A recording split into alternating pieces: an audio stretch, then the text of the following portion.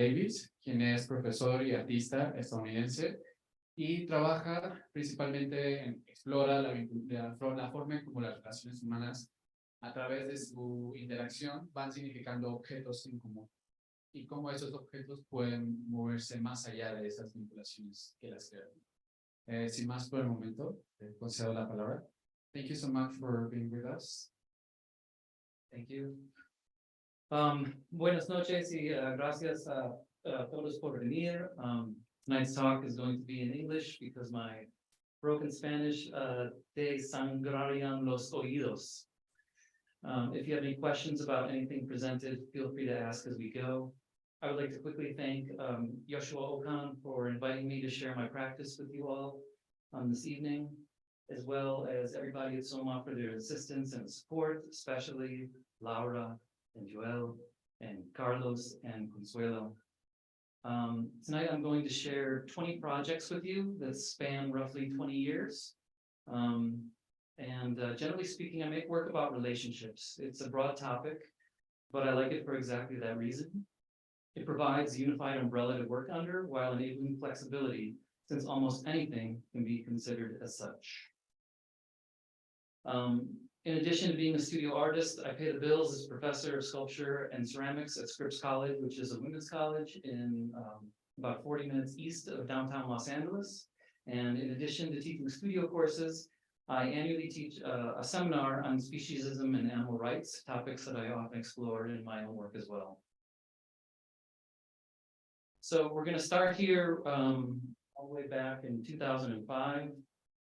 The first piece, it's called PAL, P-A-L, and it's a sculpture of an oversized piece of chewing gum mounted in the corner of a wall with a video monitor embedded in it. The word pal in English is often defined as a very close or intimate friend, a comrade, a chum, or an accomplice.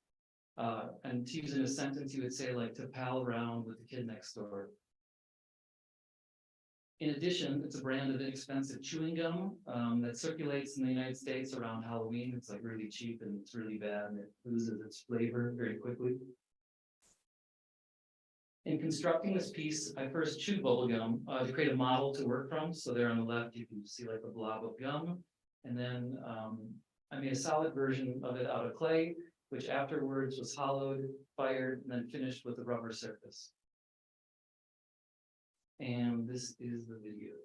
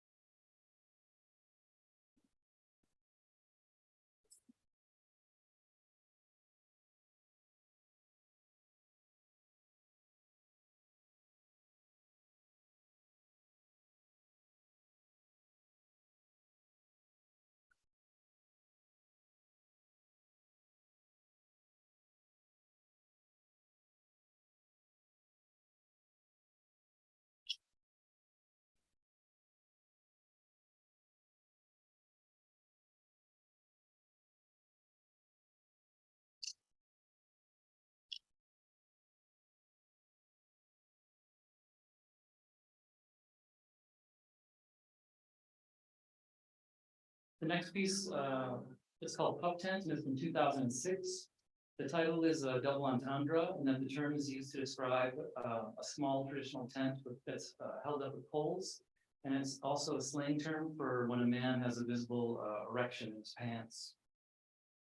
And so makeshift tents and forts often function as artificial private spaces in which children erect their own worlds, defined by their own rules and often filled with objects of desire. Modeled after these structures, the sculpture explores sexual awakening by concentrating its focus on the porous boundaries between fantasy and reality that typically defines childhood.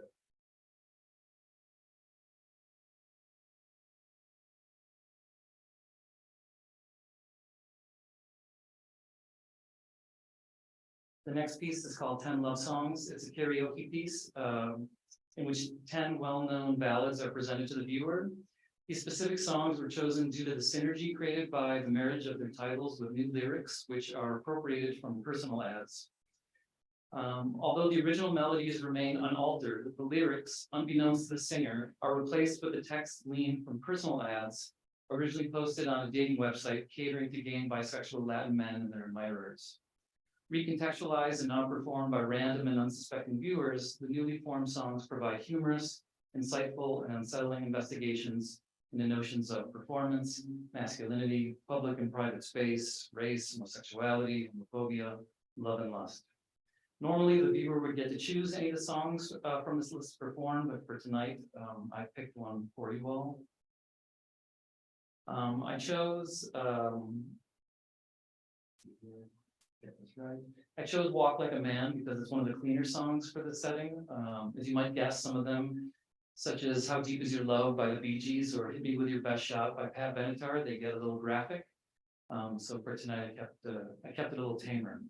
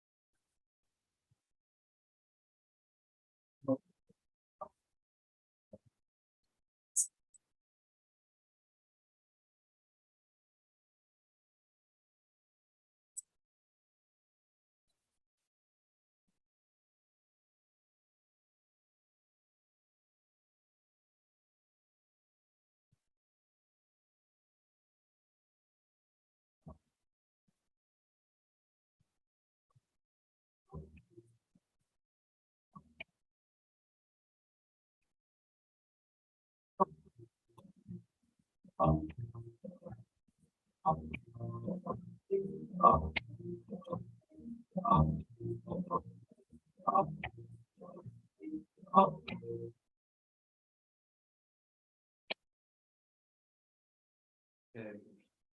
That person obviously had a lot to express in their personal ad.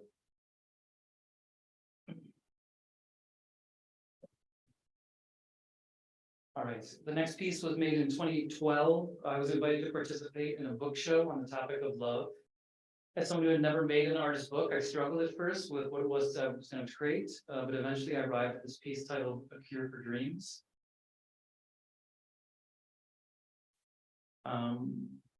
The data collected in this book represents all the personal ads posted to Craigslist on January 7th, 2012, between the hours of midnight and 8 a.m. in Los Angeles, California. The chapters reflect Craigslist's own organizational categories, and the material is presented unedited. Is Craigslist used here in Mexico City? But have people heard of it? No. Craigslist, are you familiar with this site? It's like Craigslist. Okay, so when the service still existed, they had a section on Craigslist, which is somewhere where you could find jobs and things like that. There was also a place where you could meet people for dating. It was kind of before dating apps like Tinder, Grindr, whatever else. So when the service still existed, personal ads would disappear from the web within 24 hours. They'd be pulled off, right? That was just like, there'd be so many, they'd have to just kind of delete them every once in a while. So by making this book, I was able to take the information that was digital and ephemeral, and through art, make it analog, historical, and archival. Ultimately, the work serves as a snapshot or window into a community and time, specifically the dreamers of Los Angeles.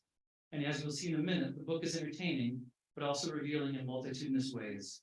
For instance, if you look at the chapters on the table of contents, you can see which communities were using the service the most. In chapter 6, for instance, you can see that male and female couples would really seek an additional man to explore with. The personal section of Craigslist no longer exists. It was taken down because of its connections to sex trafficking.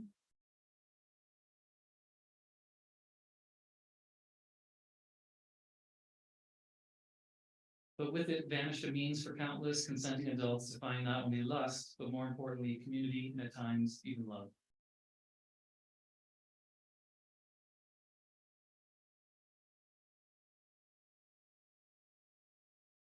Taking a slight jump backwards to 2009, this marked the beginning of a string of personal losses.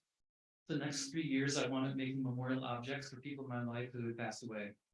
My first close interaction with death came with Omar, who was the brother of my partner at the time. He was a young professor of political science at John D. University in New York, and he died of cancer.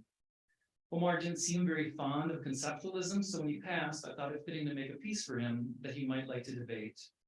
For this project, I bought a 10-foot ladder and painted it blue.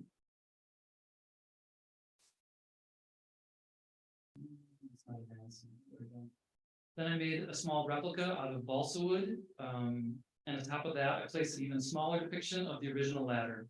The piece presents the viewer with a sequential abstraction of reality, which mirrors our inability to fully grasp the nature of death. The following year, my father passed away from a heart attack. He was a wallpaper hanger by profession and very handy. When I was a child, he made a toy like the one that you're looking at in the image above there. It was conceived as a spaceship control panel, and it was made from toggle switches and bulbs bought at Radio Shack and then installed onto a wooden board. The idea is simple. You place it in front of a wall, which then becomes the window of a spaceship at your command. As a child, I would sit for hours in front of it, talking to the wall, and as I raised the shields, engaged thrusters, and shot missiles. My father was always impressed by my technical artistic abilities, but I'm not sure he often understood the conceptual dimensions of many of the works. For this reason, I thought it was fitting and ironic that he would have made this toy for me that was so thoroughly conceptual. When he passed, I recreated the piece to the best of my memory, and it sits in my living room, where adults inevitably ask what it does, and kids sit down to play. The next year, sorry, my mouse has disappeared. Are you all seeing it? Because I'm not. There we go. The next year, my mom died from cancer after a 14-year bout. She raised my sister and I as a single mom and worked in a dental office where she oversaw billing. She worked in the same building and did the same job day in and day out for 37 years in order to provide for us. Although I know this made her miserable, I don't remember her ever complaining about work. To this day, I marvel over her strength. After she passed, my sister and I were handling her estate, and I found her work ID badge and the coffee cup that she drank from every day while at work. Although we didn't keep many of her possessions, at the time these seemed important and poignant. My mom drank somewhere between 10 to 20 cups of coffee a day, and the idea that this cup was in its own way like a sarcastic middle finger to her job made a lasting impression on me.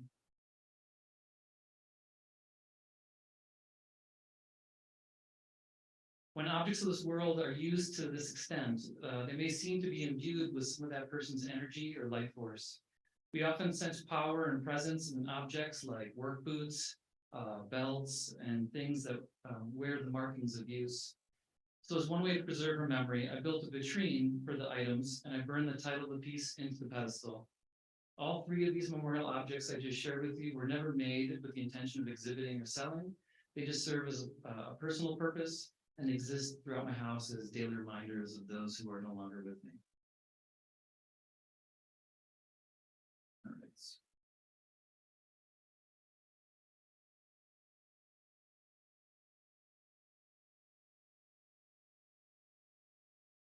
You must be my lucky star.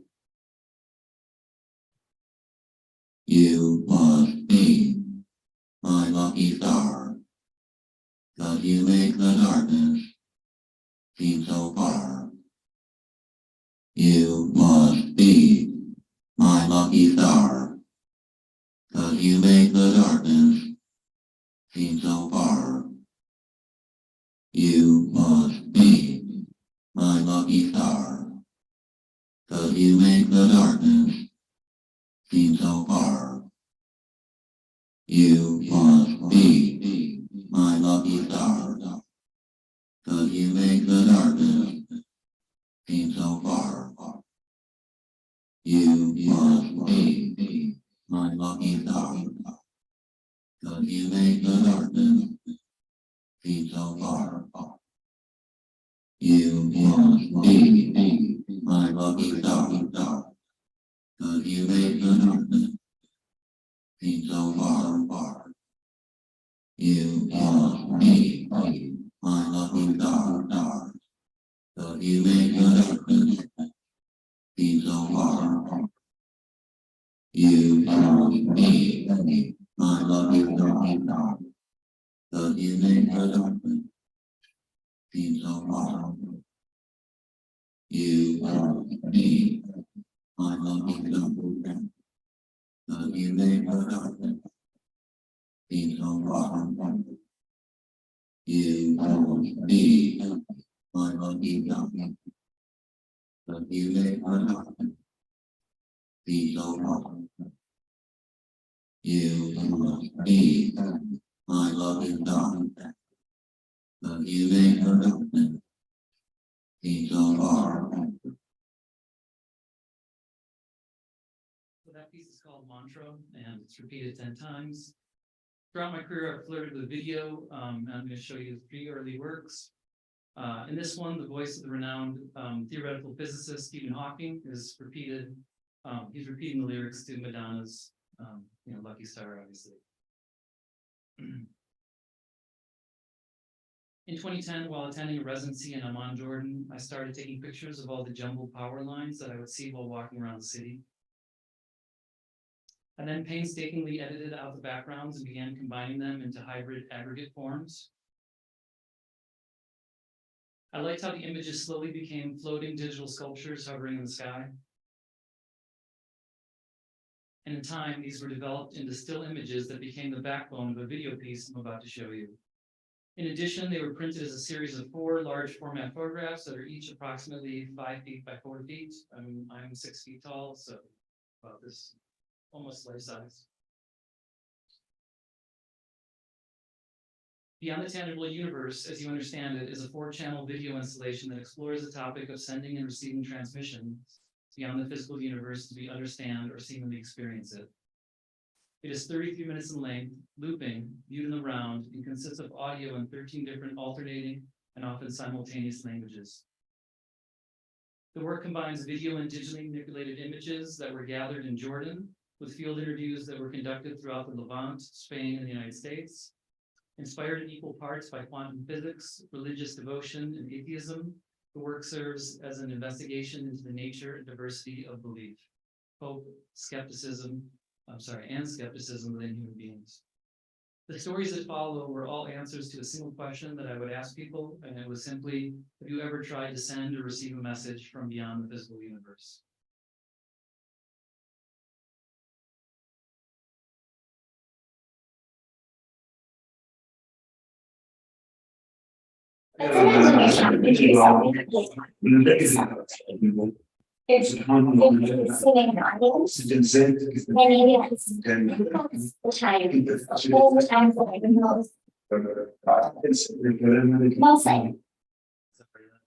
The fact that none of this text goes off the screen is really annoying, so I'm gonna go to the web.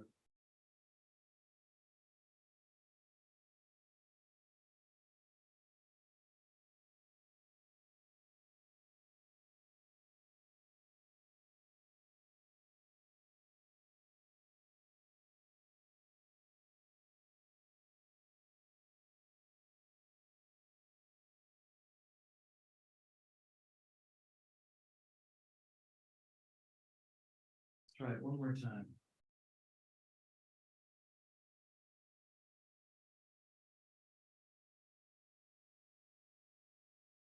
All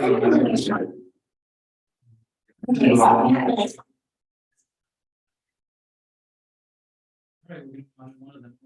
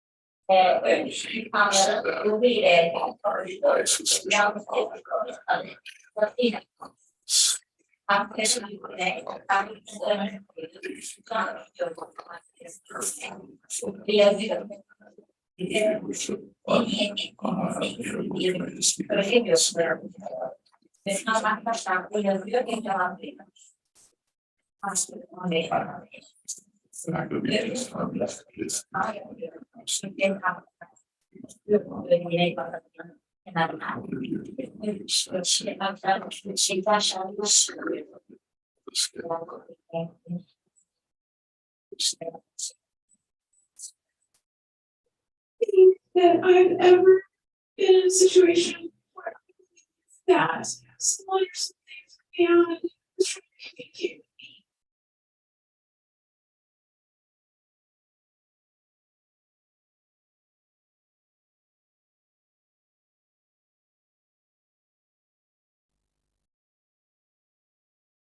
The final video piece that I'm going to show you was made in 2013 and was designed to be screened on a small monitor with headphones, both for intimacy and to enable better sound quality due to its low audio frequencies. The piece slowly builds in intensity, so in the interest of time, I'm only going to play for you like the last 2 minutes maybe. And just as a warning, this piece kind of not kind of, it contains intense crying, so it might be disturbing for some people. Good luck to you all making it through.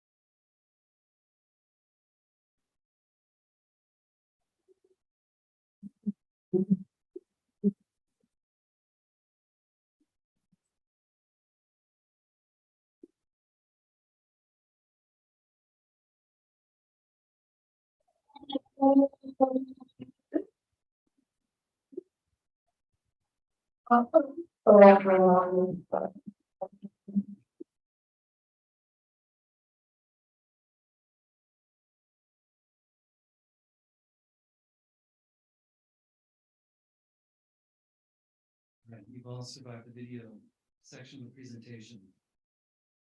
All right, in 2011, I bought a home. It was a fixer-upper, and their modeling required the purchase of a good amount of power tools. This marked the beginning of a deep dive into woodworking for me. The first thing I did is I wrapped my fireplace. Second thing I did was I customized my hallway.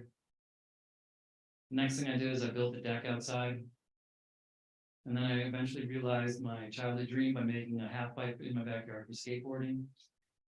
Doing all this weekly refinishing work for a couple of years led to my gradual massing of an arsenal of woodworking equipment. And before I knew it, I not only had a full wood shop, but I also had to do art practice as well. Overjoyed by having so much space, I got a little too excited and started making big pieces. Working outdoors, it didn't take long to upset my neighbors, and I realized I needed a proper studio.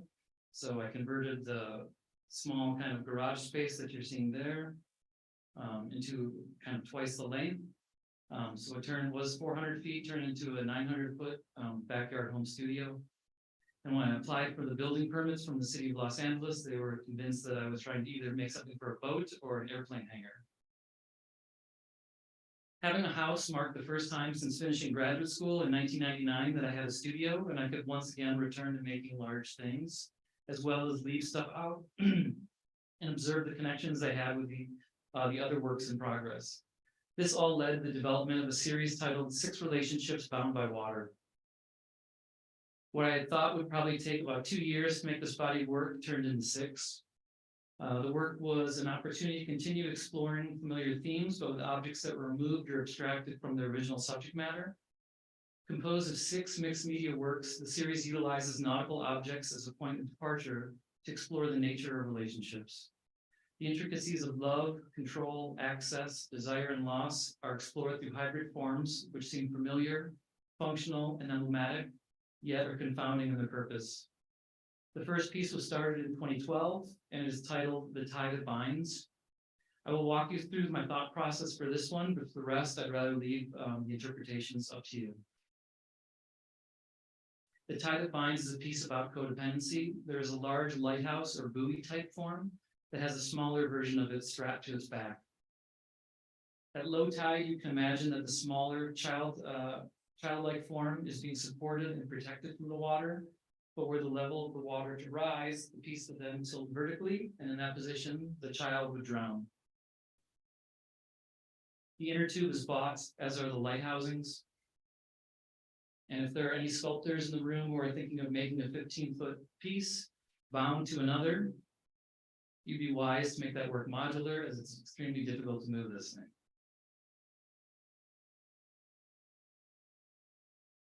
The second piece in the series was started while I was attending a residency in Nepal. While wandering through the marketplace one day, I bought the fabrics that you see here, which when I returned home to the United States, they became the catalyst for the piece.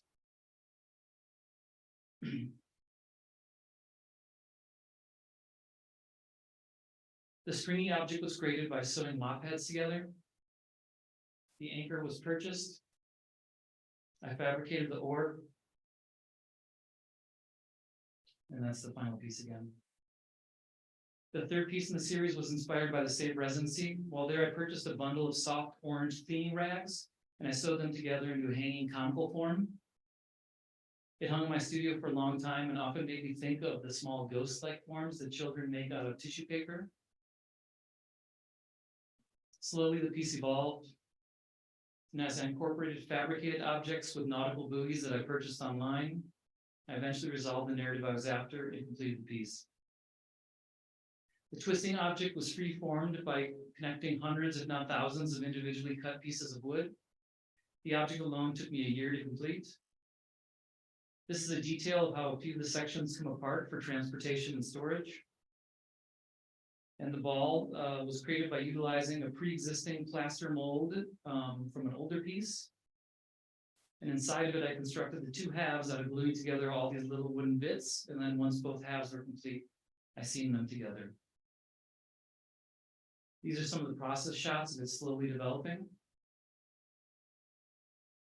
And there you can see it before it's being painted, kind of in its final form. The fourth piece out of 6 in the series is probably the most complex.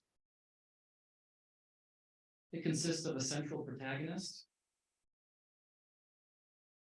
adorned with objects hanging off the 4 ends of the cranks.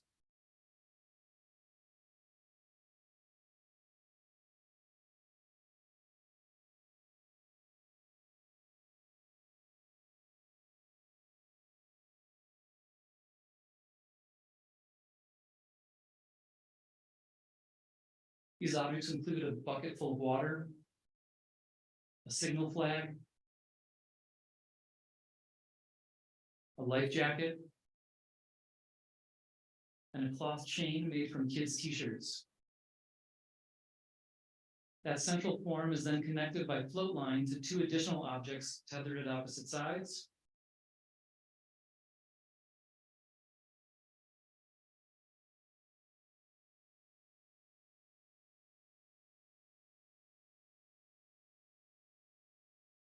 The parachute in the piece was purchased.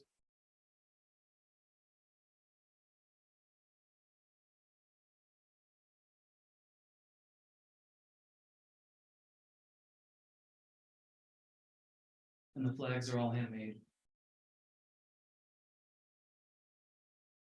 The 5th piece in the series originated with 2 plunger-esque forms, which I refer to as the twins. I'm not sure if the plunger is like when the toilet is backed up and you have to get the crap out. They started in my studio as separate wooden bowls that I plan to use in another piece that never worked out. One day I started stacking and gluing them together, and they eventually became the forms that you see here. They then hung in my studio for about a year until I figured out what I wanted to do with them.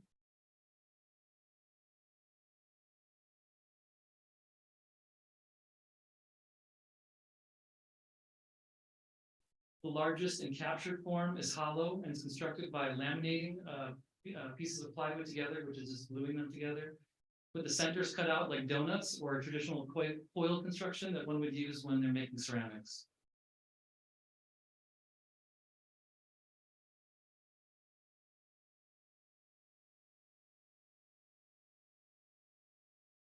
The final piece in the series was inspired by the karst topography that I saw one time while on vacation in Vietnam. These forms jut out of the water in Bai Tu Long Bay, and I utilized one of my favorites as a point of reference when creating the work. So this is the piece that I made from that. And the sculpture is around 13 feet by 15 feet. And placed on top of the kind of karst rock is a small wooden ladder and a faux tree. And these are some details. And this whole piece is made from the plywood that covered my ramps. So every couple years, the ramp's plywood gets really weathered and aged and worn, and you can't use it anymore, and you have to replace it all.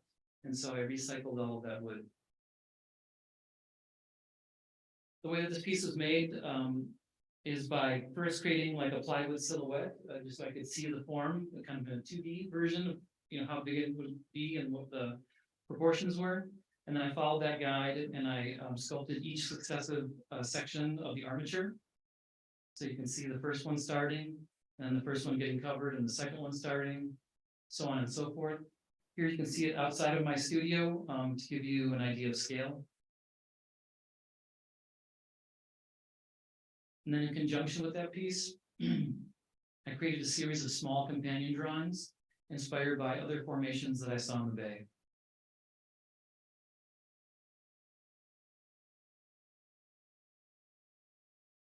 The compositions are originally configured by taking photographs and playing with them in Photoshop in order to come up with the design that I wanted. And then the finished objects are these small drawings that are a combination of ink, pencil, and watercolor.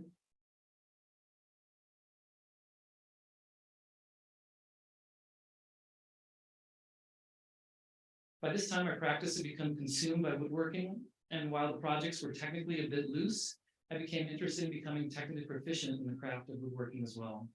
So to this end, I started making furniture for my home as a way to teach myself more traditional skills like joinery. Looking back, I think that I also wanted to make things that I could use and live with, unlike the art, which if lucky may show once and then gets crated up forever, is eventually torn apart and disposed of.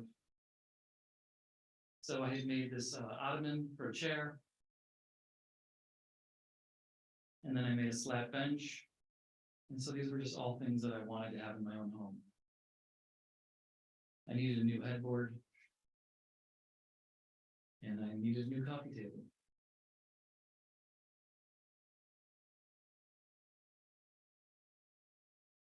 And with all this obsessing over wood, I felt I owed it to the trees to make a set of drawings in their honor and to help myself identify what different varieties looked like in their natural state.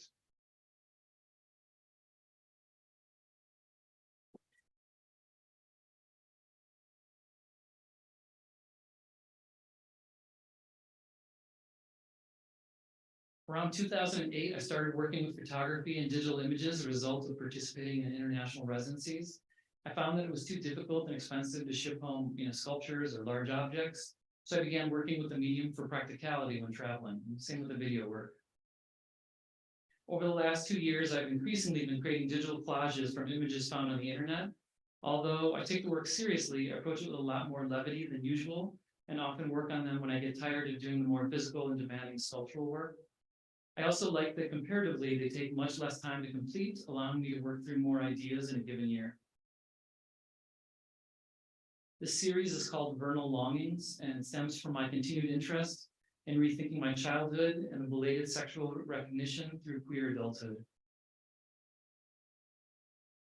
The series is rooted conceptually in imagined experiences of youth and embraces the performative possibilities of queer retrospection. This piece was created before the pandemic, and I used to think that requiring people to wear these kind of things on their faces in order to go to work was not only funny, but also really degrading to humans. But post-COVID, it doesn't quite seem as offensive anymore. I also like to imagine that these guys are members of an art rock group, like something like Devo.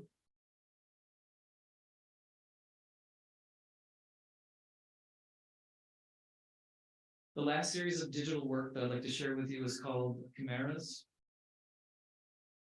The photos are close to 2 feet by 3 feet in size. And the series explores humankind's rapacious desire for dominion over animals and nature.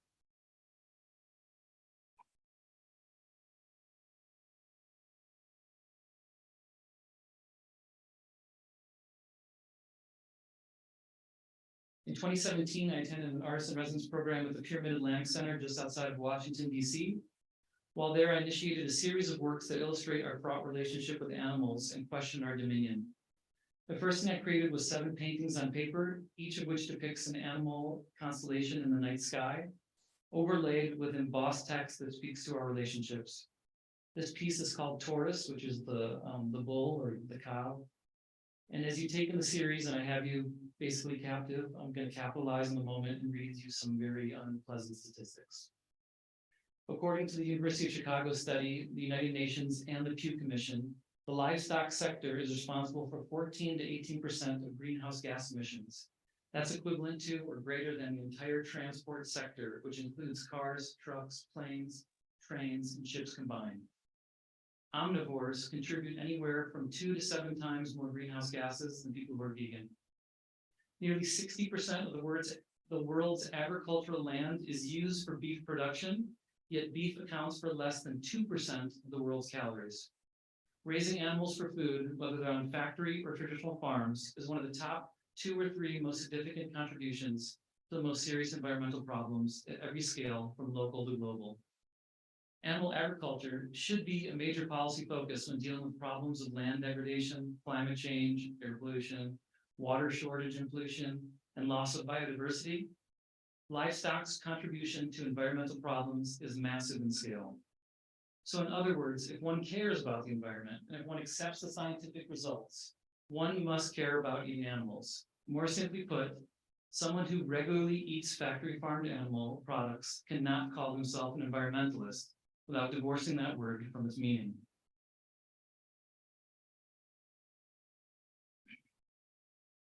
This piece is called Lynx, like a cat. As of March 2017, a total of close to 90 million dogs were estimated to live in the United States in households as pets, and 68% of all households in the United States own pets. More than 75% of children in the United States live with pets, and they are more likely to grow up with a pet than they are with both of their parents. This is called Gallus, or a rooster. Chickens are arguably the most abused animals on the planet. Although more chickens are raised and killed for food than all other land animals combined, not a single federal law protects them from abuse. Broiler chickens are engineered to grow so fast and unnaturally large that their bones can't support them. After their dead carcasses are soaked in cooling tanks where they absorb fecal contaminated water equal to 10% of their weight, chlorine baths are then used to remove the slime and odor and bacteria. Next, the birds are injected with broth, which is a salty solution that gives them what you think of or know as the chicken look, smell, and taste. This can equal, or it's allowed to equal up to 10% of their body weight by law. Rats, mice, and birds are not considered animals, and therefore protection laws do not apply to them in scientific laboratories. An estimated 85% of US agricultural land is used in the production of animal foods, which in turn is linked with deforestation, destruction of wildlife, and extinction of species, loss of soil productivity through mineral depletion and erosion, water pollution, overgrazing, and desertification. 1 pound of steak from steers raised in a feedlot requires 5 pounds of grain, 2,500 gallons of water, the energy equivalent of 5 gallons of gasoline, and 35 pounds of eroded topsoil.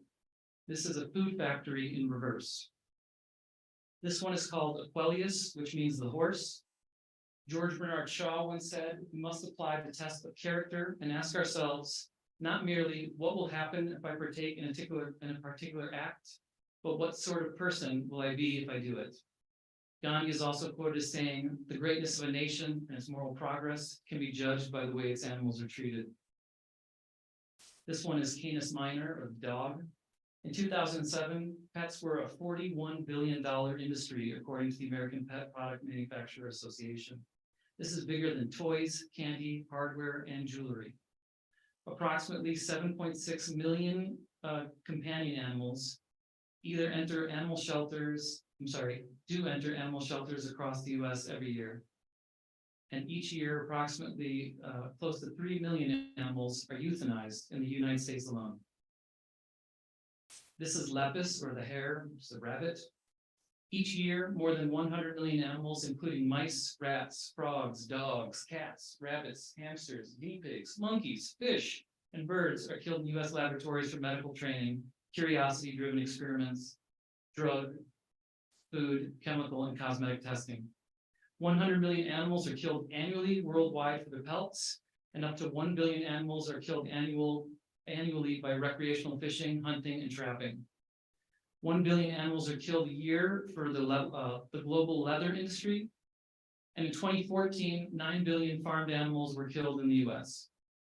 If 10 billion humans stood back to back, that would equal the distance to the moon and back 4 times, or the circumference of the world 8 times. To further assist you in understanding how many a billion actually is, if you counted 24 hours a day, nonstop, it would take you 32 years to reach a billion. Lastly, this is Pisces, which is the fish. 60 to 70% of the world's fish catch goes to feed livestock. Worldwide, over 56 billion farmed animals are killed for food every year. It has been estimated that between 1 and 3 trillion fish are caught from the wild and killed globally every year. This doesn't include the billions of fish that are farmed. Almost 90% of global marine fish stocks are now fully exploited or overfished.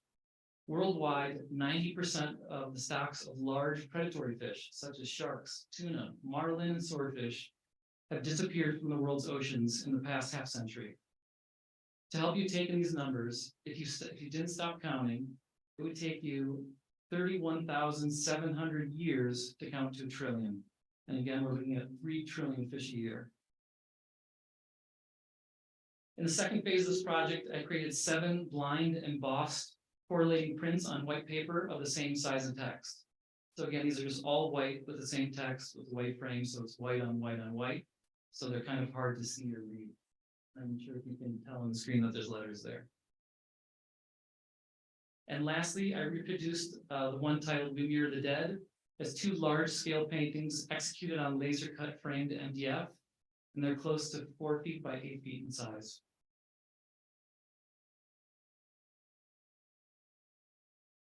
This is a detail so you can see how the text is laser cut out of the wood. And then the letters that were cut out, I then utilized on the other one that's the mirrored opposite. And they created a kind of a raised version, so it's almost like the one stamps into the other. The last solo exhibition that I had was at AB Projects in Los Angeles. The space was small, so it was an interesting challenge to see how much work I could create for the show without overcrowding it. The impulse to accumulate sentimental and symbolic objects is uniquely human. We cherish keepsakes, pass down family heirlooms, and place artifacts from our history on display. Some possessions may be treasured for their aesthetic appeal, while others remind us of specific moments or the lives they touched. In this collection, human ashes, hair, and baby teeth coexist with tools that are more ambiguous in origin and purpose. Although each object lies dormant, they assert our temporality and bring into question the values we place on life and possessions. From inside the space, once you turn around, some pieces were revealed that you couldn't see from the outside. And when you enter the space at the end of a long interior hallway, the first thing you see is that large window. And when you look through that picture window, you see this 9-foot quilt that I made that's inspired by a Russian cosmonaut cockroach named Nadezhda, who actually made a journey into outer space in 2007.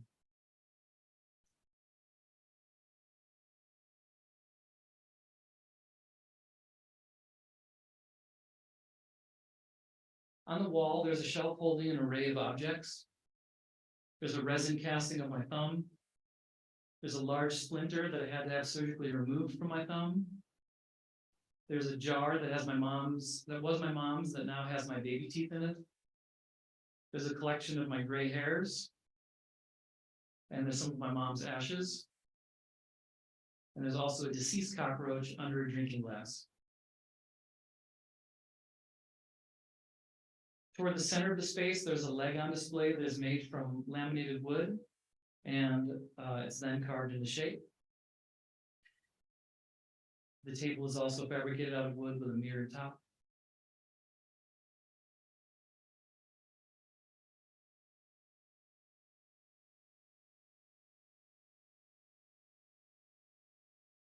There are also 3 tools in the room.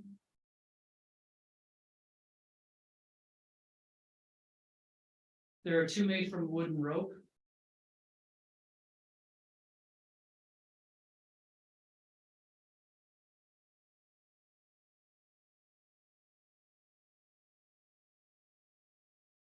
And the third is made of wood, ceramics, and rope.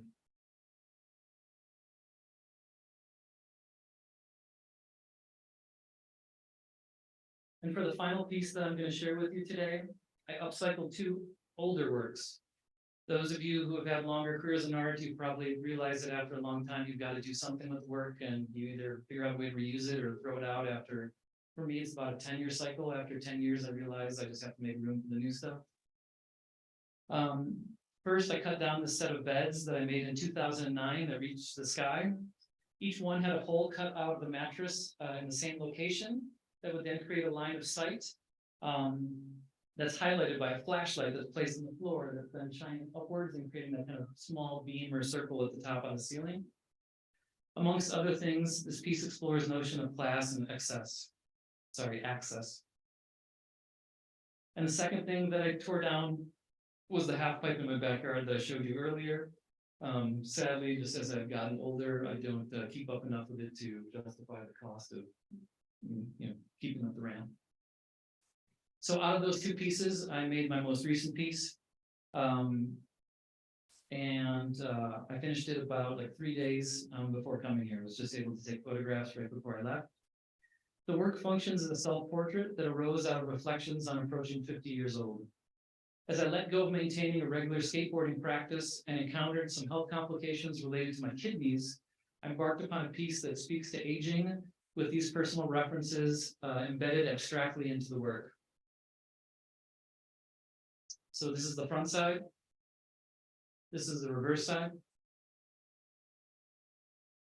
The piece originated with this wooden arm that I started sculpting about 1.5 years ago. I had made that leg for the other body of work. And then I just thought to myself, well, let me see if I can make an arm. I've already made a leg, why not? But then once you have,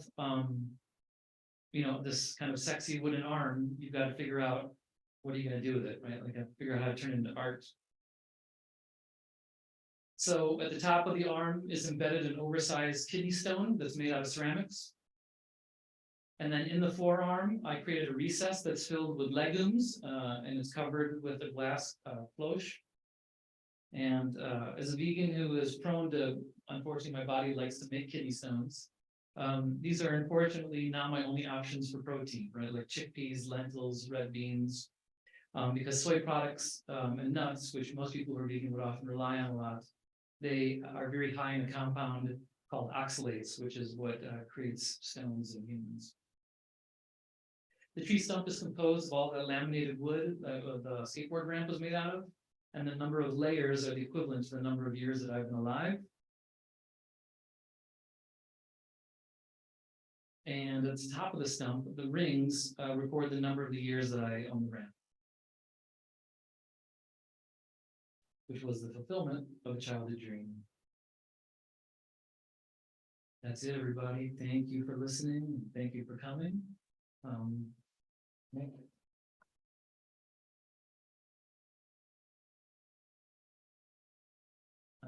more than happy to answer any questions if anybody has them.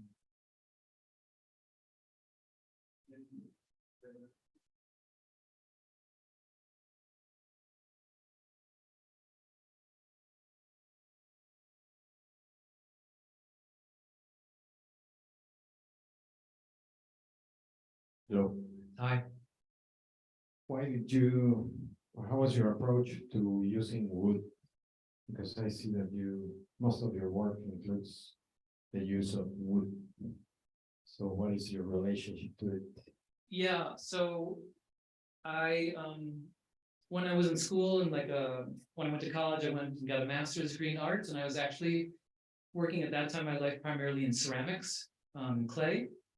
And then I was also doing mixed media work, but over time I kind of kept moving away from ceramics. I just wasn't so interested in it anymore. It had limitations, it's very fragile, it breaks easy, things like this. And as I was saying in the slides, it's when I first bought a home and I started remodeling that I had to buy like a table saw and a chop saw and a nail gun just to like fix my house. And then once you start to have tools, you start using them, you get good at them. And the next thing I knew, I was buying more and more tools for the house, and then more tools for the art. And then like, it seemed overnight, but it was just a slow thing. And now wood has kind of become the main material. So it really happened from home remodeling. Yeah.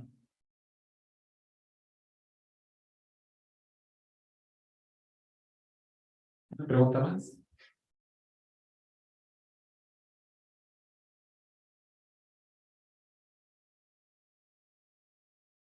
I think that's it. Okay. Thank you again, everybody. Appreciate it. Muchas gracias. Thank you so much for this presentation. And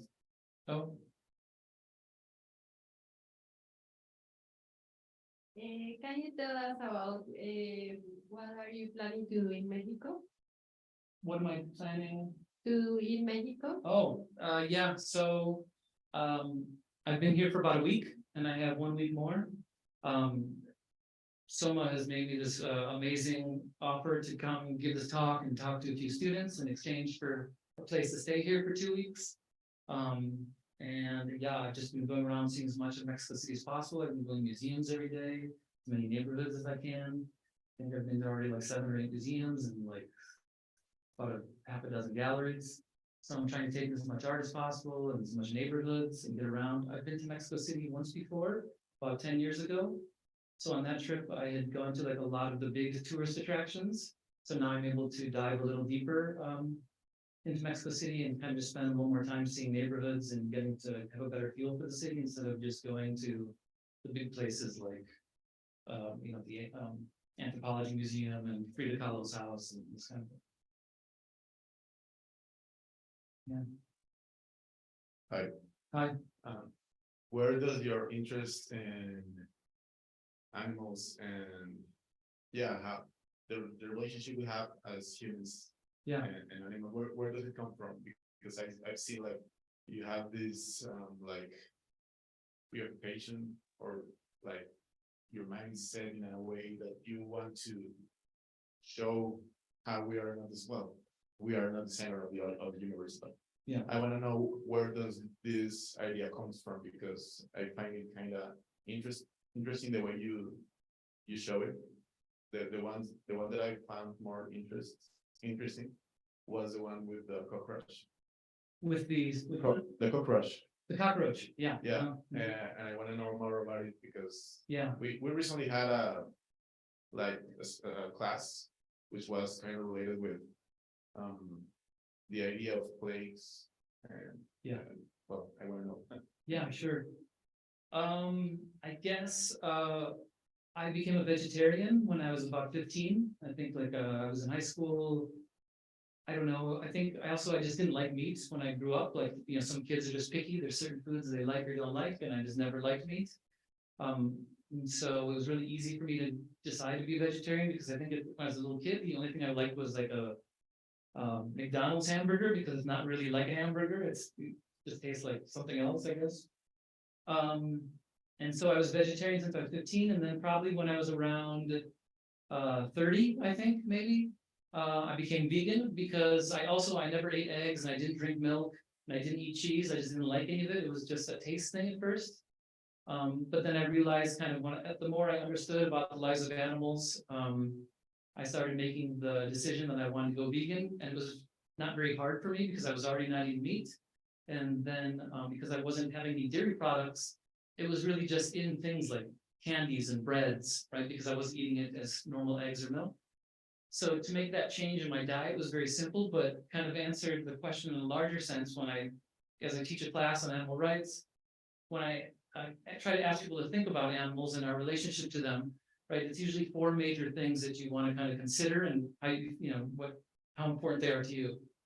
One of them is, of course, the environment, right? In trying to grow animals for food, it's extremely destructive, and it can't keep going, right? As the world gets bigger and bigger, more people keep demanding meat, especially in India and China, as those populations keep getting larger and are starting to demand as much meat as we're eating over here.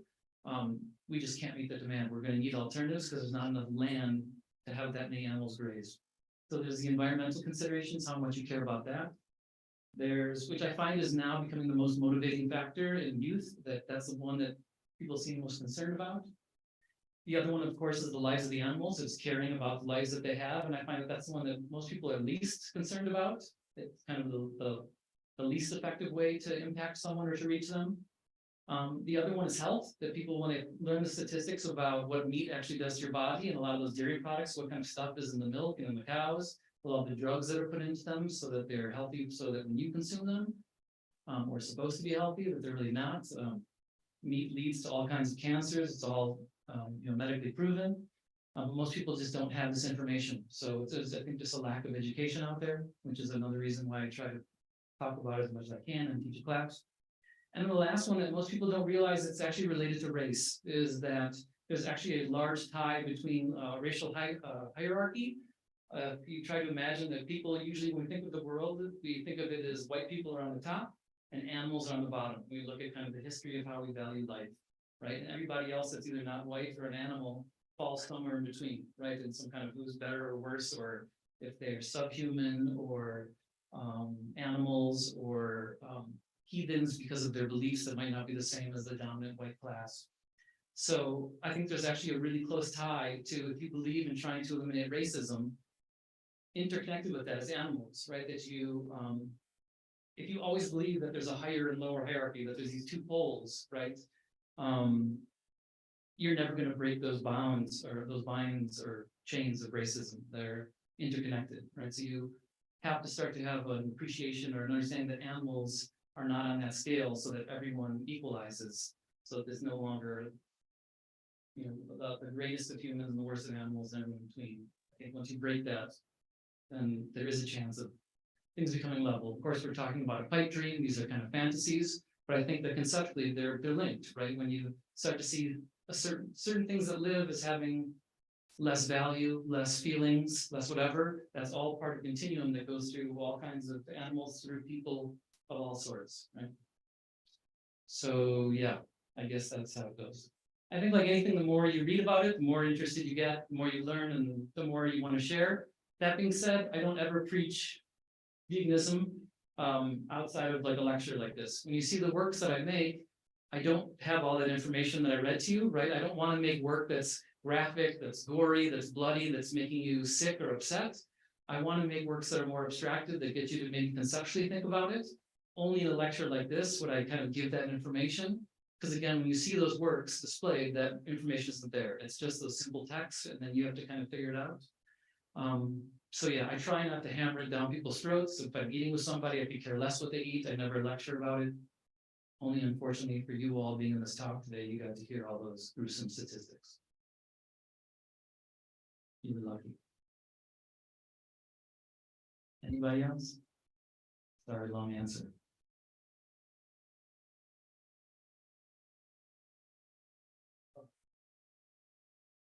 Okay, thank you all again.